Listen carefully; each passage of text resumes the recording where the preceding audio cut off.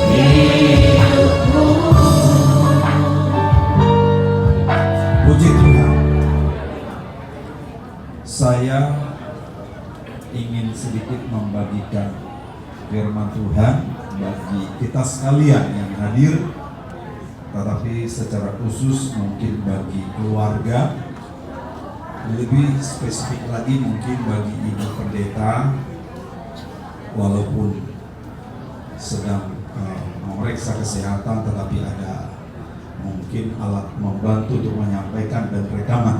Karena itu saya bacakan firman Tuhan. Sepertinya firman ini tidak begitu lazim disampaikan pada acara penghiburan atau penguatan. Tetapi biarlah sedikit berbeda, saya bacakan firman Tuhan dalam 2 Raja-Raja pasal yang keempat ayat 1 sampai ayat yang ke-7. Demikian firman Tuhan. Salah seorang dari istri-istri para nabi mengadukan halnya kepada Elisa sambil berseru, "Hambamu suamiku sudah mati, dan engkau ini tahu bahwa hambamu itu takut akan Tuhan. Tetapi sekarang penagih hutang sudah datang untuk mengambil kedua orang anakku menjadi budaknya." Jawab Elisa kepadanya, "Apakah yang dapat kuperbuat bagimu? Beritahukanlah kepadaku apa-apa yang kau punya di rumah." Berkatalah perempuan itu, "Hambamu ini tidak punya sesuatu apapun di rumah kecuali guli-guli berisi minyak." Lalu berkatalah Elisa, "Pergilah, mintalah bejana-bejana dari luar, daripada segala tetanggamu, bejana-bejana kosong, tetapi jangan terlalu sedikit. Kemudian masuklah, tutuplah pintu sesudah engkau dan anak-anakmu masuk, lalu tuanglah minyak itu ke dalam segala bejana. Mana yang penuh, angkatlah. Pergilah perempuan itu daripadanya, ditutupnyalah pintu sesudah ia dan anak-anaknya masuk. Dan anak-anaknya mendekatkan bejana-bejana kepadanya, sedang ia terus menuang. Ketika bejana-bejana itu sudah penuh, berkatalah perempuan itu kepada anaknya, "Dekatkanlah kepadaku sebuah bejana lagi." Tetapi jawabnya kepada ibunya, "Tidak ada lagi bejana." Lalu berhentilah minyak itu mengalir. Ayat terakhir, ayat 7. Kemudian pergilah perempuan itu memberitahukannya kepada abdi Allah, dan orang ini berkata, "Pergilah, juallah minyak itu, bayarlah hutangmu, dan hiduplah dari lebihnya, engkau serta anak-anak." Puji Tuhan. Bapak Ibu, keluarga pergabungan yang Tuhan Yesus kasihi, saya ketika mencari sebuah renungan, saya agak bingung apa yang harus saya sampaikan, karena pastilah mayoritas yang hadir para tokoh-tokoh Alkitab, pemimpin-pemimpin. Tetapi inilah yang saya jumpai, walaupun mungkin tidak begitu pas menurut sebagian orang. Apa yang kita baca dan dengarkan di sini adalah berbicara tentang istri seorang abdi Allah, pelayan Tuhan yang setia, yang takut akan Tuhan. Ketika suaminya, hamba Allah yang takut akan Tuhan itu meninggal, dikatakan bahwa suaminya meninggal dengan meninggalkan banyak hutang. Kita tidak tahu apa yang menyebabkan sehingga saat itu meninggalkan banyak hutang. Dan bisa saja perjanjian waktu meminjam uang itu atau meminjam sesuatu yang bernilai, bisa saja borohnya atau gadainya atau jaminannya mungkin bisa rumah, tetapi tidak cukup. Maka disepakati jaminannya adalah anak-anaknya akan menjadi budak atau menjadi daulos seumur hidup mereka. Kita juga tidak tahu persis yang menyebabkan hutangnya begitu besar ini. Apakah sakit, biaya berobat semasa abdi Allah itu hidup, atau yang lain. Dan saya juga belum begitu paham kenapa hutang ini sampai harus membebani seorang janda hamba Tuhan dan sampai generasi anak-anaknya. Apakah karena kurang perhatian dari di mana hamba Tuhan ini mengabdikan dirinya? Atau mungkin apakah hutang ini menjadi warisan dari kepemimpinan Elia yang diturunkan kembali kepada kepemimpinan Elisa? Tetapi bagi kita yang terpenting hari ini, silakan mungkin orang lain bisa mengabaikan janda hamba Tuhan. Silakan saja mungkin organisasi apapun bisa menyepelekan atau mungkin menganggap remeh perjuangan abdi Allah ini, sehingga berhutang dan harus menyerahkan kedua anaknya untuk menjadi budak. Tetapi satu hal, ketika Tuhan, ketika abdi Allah mengetahui beban dan pergumulan seorang janda hamba Tuhan yang hampir bisa dikatakan seperti terlantar, tetapi di saat yang tepat dengan cara yang unik, Tuhan selalu memberi perhatian untuk menuntaskan sampai tuntas segala beban dan pergumulan janda hamba Tuhan ini.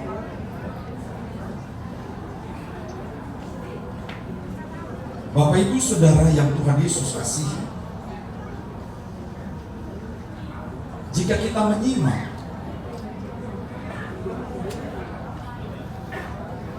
tidak ada yang salah dalam kehidupan hamba Tuhan ini, karena mereka dikatakan di dalam ayat yang pertama bahwa suaminya itu adalah hamba Tuhan yang setia, yang takut akan Tuhan, yang totalitas hidupnya melayani. Tetapi hampir saja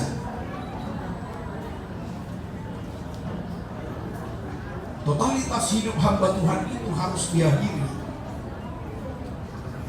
dengan menyerahkan sepenuhnya anak-anaknya di bawah kendali dan tangan yang tidak sewajarnya. Maka sudahlah semestinya, apakah kepemimpinan Elia atau kepemimpinan Elisa menjadi perhatian yang prioritas untuk melihat. Saya juga sebenarnya jika menyimak perjalanan pelayanan Elia, dia pun sebenarnya tidak mengabaikan janda miskin, apalagi janda hamba Tuhan. Sehingga Elia dan Elisa menaruh perhatian yang cukup besar. Bahasa lain, orang lain boleh kelaparan, orang lain boleh kesusahan, tetapi istri hamba Tuhan yang totalitasnya untuk bekerja di kebun anggur Tuhan tidaklah boleh diabaikan. Karena itu pesan yang kita bisa ambil dari renungan ini, saya tidak tahu bahwa Bapak Pendeta kita ini sudah mengabdikan dirinya totalitas. Dulu bekerja di perusahaan raksasa, tetapi begitu mengikrarkan dirinya bekerja di kebun anggur Tuhan. Sudah semestinya lah gereja kita yang adalah beliau wakil ketua, kita harus memikul apa yang semestinya yang dialami.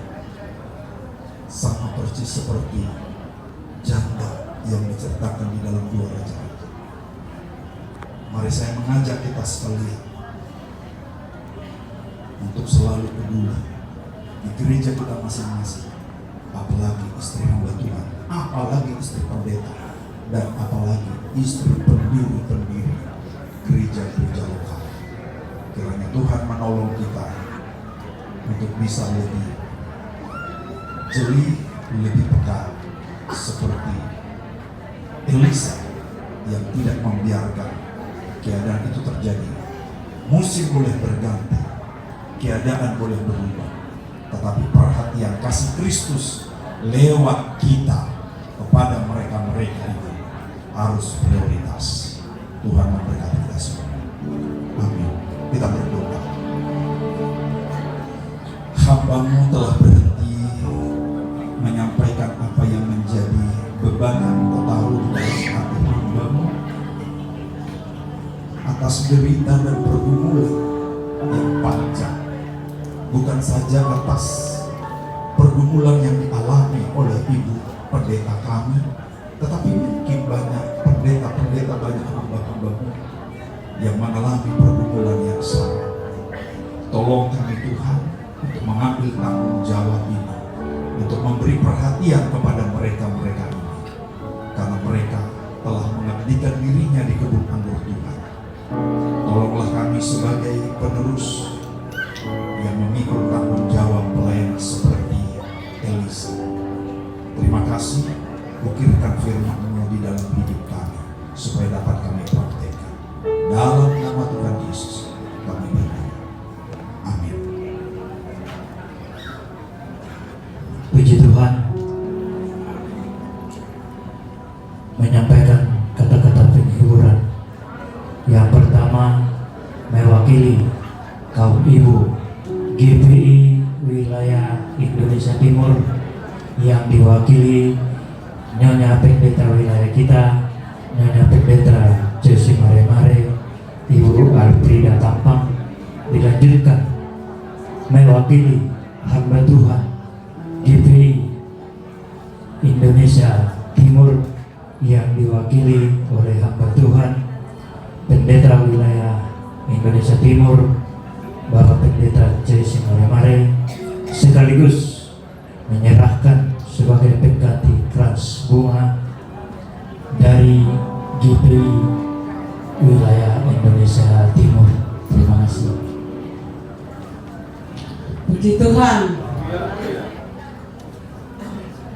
Saya mewakili kaum ibu dari GPI wilayah Indonesia Timur menyampaikan turut berduka cita atas meninggalnya Bapak Wakil Ketua Sinode kita, Bapak Ben Siburian, yang telah dipanggil Tuhan untuk kembali kepada sisinya.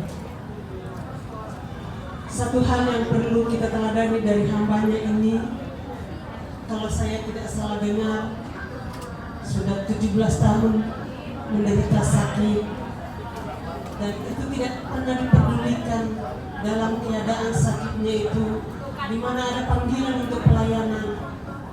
Hambanya ke situ untuk melayani pekerjaan Tuhan, dan biarlah itu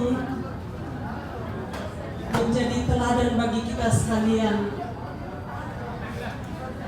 bagi yang masih muda-muda atau masih kuat. Mari kita teladani hambanya yang luar biasa, dalam keadaan lemah, dalam keadaan sakit, tetapi tidak memperdulikan dirinya. Jika ada panggilan, jika ada pelayanan, dia terus melayani Tuhan. Karena mungkin juga baru sekali ke Papua, ya maklum perjalanan ke Papua bisa dibilang hampir sama kayak luar negeri. Sebenarnya kami masih berkerinduan. Mungkin tahun ini rencana kami untuk bikin raker, dan kerinduan kami hadir bersama dengan Bapak Ketua Tapi apa yang terjadi, kehendak Tuhan lain dari apa yang kita pikirkan. Biarlah Bapak kekasih hambanya tenang bersama Bapa di surga. Dan mungkin kepada Ibu, walaupun belum ada, masih di kamar, Ibu tetap kuat. Jangan putus asa untuk kita tetap di dalam Tuhan. Sebagaimana firman Tuhan tadi, bahwa Tuhan akan memelihara orang yang setia dan taat dalam pelayanan, tulus melakukan apa yang Tuhan kehendaki. Tuhan pasti pelihara, cukupkan apa yang menjadi kebutuhannya. Dan bagi semua keluarga, biarlah Roh Kudus terus menolong, memberi penghiburan bagi kita semua untuk siap menerima keadaan ini, situasi seperti ini. Kita akan jalani semua peristiwa ini, hanya waktu yang membedakan. Kita mungkin sudah antri dari belakang, waktu Tuhan bagi kita semua. Dan satu hal bagi kita semua, mari dengan sungguh-sungguh, tulus hati, ikhlas seperti hambanya, setia dalam pelayanan pekerjaan Tuhan. Demikian mungkin dari kami mewakili kaum ibu wilayah Indonesia Timur.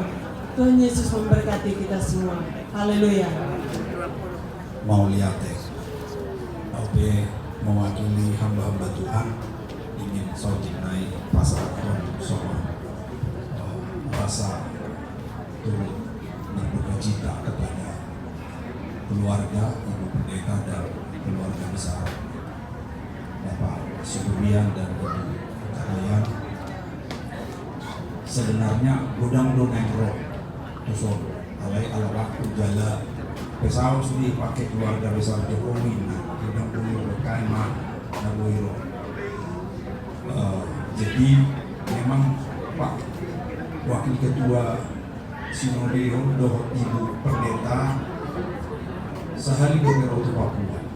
Alai kesana luar biasa doa kami, apalagi waktu masih memimpin KKR di lapangan Tripura saat itu. Jadi sebenarnya dan harus ini benar perlu jadi anggo pulang yang nama pala sotik naik pada Tuhan di narohalo sonil ini itu tapi ingin kita mengundang lagi, tetapi rancangan Tuhan dengan rancangan kita berbeda. Jadi kami dengan rasa hati yang berat akan tetap melepas kepergian hambanya, dan kiranya salam dari semua hamba-hamba Tuhan. Begitu 2 hari lalu saya posting di grup wilayah Indonesia Timur, mereka semua seperti terkaget-kaget, tetapi itulah kenyataan yang harus kita hadapi. Mungkin demikianlah rasa duka yang bisa kami sampaikan. Jadi boleh lereng yang luar kudakian dari Transbuma Lehami dan sama mengkirim transformasian Papua. Jadi kira oma pengganti Transbuma di panen atau kedua.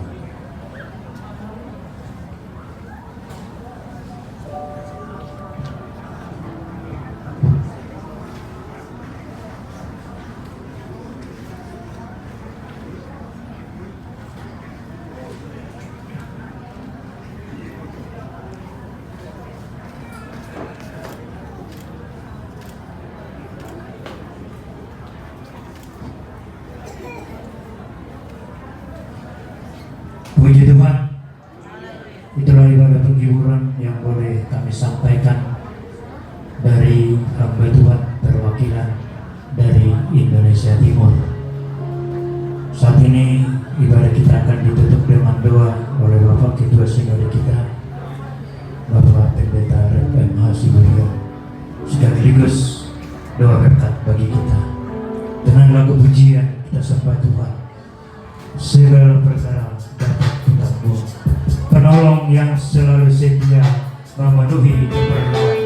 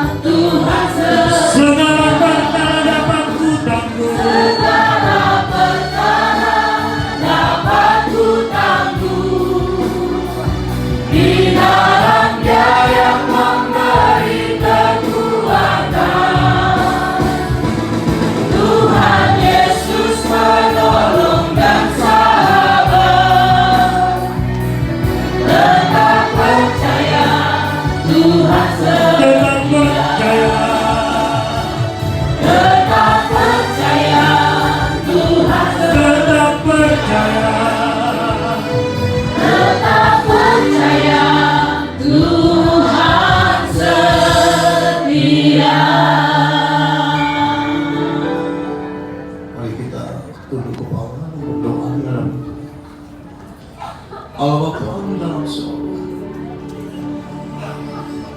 kami sekelompok umat besar Tuhan ada berhadapan dengan jenazah Allah. Siapa kami sebenarnya di hadapan Tuhan? Rebutan yang tidak berarti, yang hanya karena kasih Tuhan dan kemurahan Tuhan kami mempunyai arti dalam hidup. Karena itu Tuhan, tidak ada satu perkataan pun keluar dari mulut kami untuk bersuruh tentang apapun sesuatu yang terjadi dalam hidup kami. Engkau sangat absolut dalam perbuatanmu, dan rasional pikiran intelektual kami tidak akan pernah bisa menggapainya.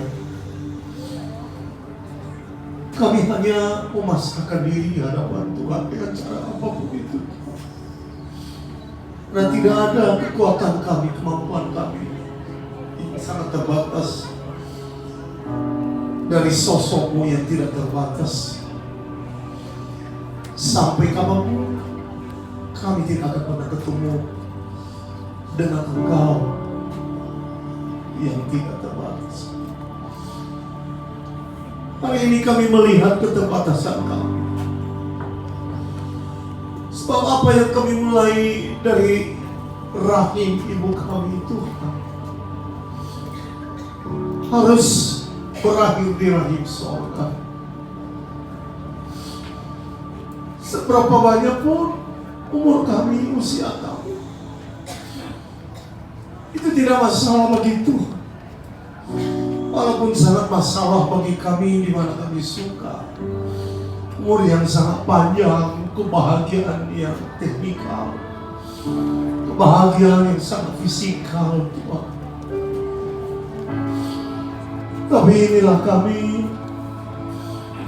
yang berhadapan dengan sosok hamba-Mu yang terbaring kaku di hadapan kami, Tuhan. Dan Kau berkhotbah kepada kami bahwa kami tidak ada apa-apanya. Sesungguhnya kami tidak ada apa-apanya dengan mereka.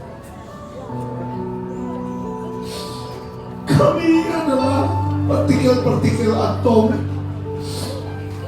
yang Kau rekayasa supaya kami menjadi manusia seperti ini. Partikel atom itu Engkau uraikan dengan kematian ini. kami menjadi tidak berapa. Tapi satu kesyukuran kami Tuhan, bahwa Kau menjadikan kami roh. Ada bagian Allah dalam hidup kami, membedakan kami dengan monyet-monyet dunia ini, dengan simpanse dunia ini. Kalau tidak, kami sama dengan mereka. Hanya Roh-Mu Tuhan, yang oleh firman-Mu katakan, manusia batiniah diciptakan sesuai segambar dengan Allah. Itulah yang Kau perbaharui tiap hari Tuhan.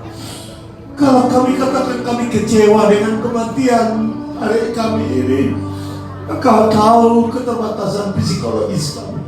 Engkau tahu keterbatasan berpikir kami kecewa Tuhan. Tetapi Tuhan mengingatkan kami, semua yang Kau lakukan adalah yang terbaik bagi hidup kami. Karena itu Tuhan, hiburlah hati kami dalam kekecewaan kami. Ketika kepala kami tertunduk Tuhan, kami mencoba berusaha sempurna, tetapi kami tidak sempurna. Kami berusaha bahwa kami yang paling hebat dan luar biasa, tapi kami adalah orang lemah yang tidak punya kekuatan apa-apa. Hanya karena pertolongan-Mu, hanya dengan kuasa-Mu, hanya dengan kekuatan Roh Tuhan. Hiburlah gereja-Mu Tuhan dalam kelemahan dan keterbatasan kami. Berkatilah hidup kami Tuhan, buka jalan yang terbaik dari segala kebuntuan mungkin yang kami hadapi dalam hidup ini. Sebab di sana dan di sini juga akan melihat betapa banyak kelemahan dan kekurangan kami. Tapi Engkaulah kesempurnaan kami Tuhan. Jika Engkau ada dalam hidup kami, maka sempurnalah kami di dalam hidup kami yang kami jalani ke arah depan. Dan karena itu Tuhan, berkatilah kami sekeluarga, hiburkan kami. Apalagi adik saya Tuhan, istri dari hamba-Mu. Saya khawatir kalau dia berpikir berbeda dengan apa yang Kau pikirkan. Saya hendak mengatakan kepada Engkau, jadikanlah dia bagian daripada rencana Tuhan yang agung, dapat melakukan dengan cara apapun, mengambil bagian dalam pelayanan Tuhan seperti apapun itu caranya Tuhan. Hiburkan dia dan nyatakan Kau sangat mencintai dia, Engkau sangat mengasihi dia. Perkuat hidupnya Tuhan. Segala kelemahan fisiknya Engkau sempurnakan Tuhan. Sakit penyakit Engkau cabut Tuhan dari hidupnya, dan pulihkan dia dari ujung kaki sampai ujung rambutnya Tuhan. Sempurnakan dia lebih daripada sedia kala. Supaya dengan demikian kami pun memiliki sukacita dan kebahagiaan. Itulah kebahagiaan kami. Biarlah Kau hibur hati kami semua. Dan semua orang yang telah memberikan kepada kami Tuhan dari firman-Mu, dari nasihat, dari seluruh pengalaman, kesaksian, testimoni mereka Tuhan. Sepanjang beberapa hari ini kami berdoa supaya Kau juga yang memberkati setiap perkataan itu, dan setiap susunan kalimat yang kami dengarkan dari mereka itu Engkau sempurnakan dalam hati kami Tuhan. Mengambil makna yang terbaik, yang terindah yang mereka mengerti dan peroleh dari sana. Setiap firman yang dikatakan, yang diucapkan, yang didengar oleh telinga kami dan diterima oleh hati kami, Engkau berkati. Demikian juga pada saat ini hamba-hamba Tuhan dan sedang jemaat yang datang dari wilayah timur, dari gereja Pentakosta Indonesia Papua, Engkau berkati mereka Tuhan. Berkati mereka di ladangnya, berkati mereka di rumahnya, berkati mereka di pekerjaannya, bahkan berkati setiap apapun yang timbul dalam hati mereka, guna kebaikan mereka, kebaikan gereja-Mu, dan kebaikan kerajaan sorga dalam dunia ini. Berkati Bapak Pendeta kami, Pendeta Semari-Mari, dan Ibu kami di sini, serta seisi keluarga atau barang siapa yang tinggal di bawah atap rumah mereka. Biarlah Tuhan berkati mereka semua, pendeta, kursi tua, siapapun yang melayani Tuhan sekecil apapun itu, Sebesar apapun itu, biarlah kasih Tuhan saja yang dinyatakan kepada mereka. Terima kasih Tuhan untuk semua hal yang Engkau telah berikan kepada kami. Dalam nama Tuhan Yesus, Tuhan Juru Selamat dan menjadi kepala gereja kami. Kami berdoa dan bersyukur. Haleluya. Kita tutup dengan doa penutupan kita, ya Bapa kami. Ya Bapa kami di dalam surga, dituliskan Tuhan. Datanglah kerajaan-Mu. Jadilah kehendak-Mu di bumi seperti ini. Berikan kami pada hari ini makanan kami yang secukup, dan ampuni segala kesalahan kami seperti kami mengampuni orang yang bersalah kepada kami. Dan jangan bawa kami dalam pencobaan, melainkan lepaskan kami daripada yang jahat. Karena Engkau yang punya kerajaan dan kuasa dan kemuliaan sampai selamanya. Karunia Tuhan Yesus Kristus, kasih Allah Bapa dan persekutuan dalam Roh Kudus menyertai kita sekalian. Haleluya. Amin. Saya persilakan dulu, kita angkat satu pujian. Mari kita menuju ke surga.